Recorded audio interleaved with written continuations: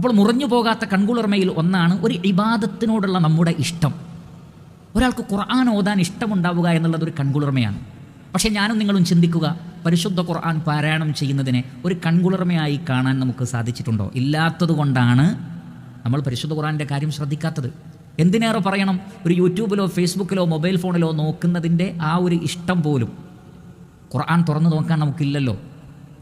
അതുകൊണ്ടാണ് ഒന്നിൽ നിന്ന് മറ്റൊരു പ്രോഗ്രാമിലേക്ക് നമ്മളിങ്ങനെ തോണ്ടി തോണ്ടി എത്ര പോകാൻ നമുക്കിഷ്ടമാണ്. പക്ഷേ പരിശുദ്ധ ഖുർആനിൻ്റെ പേജുകൾ ഇതേപോലെ മറച്ചിടാൻ നമുക്ക് സാധിക്കുന്നുണ്ടോ?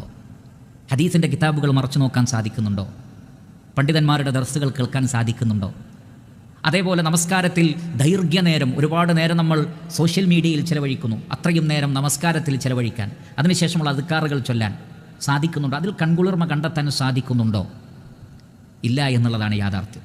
അവിടെയാണ് അള്ളാഹുവിൻ്റെ റസൂലിൻ്റെ വാക്ക് പ്രസക്തമാകുന്നത്.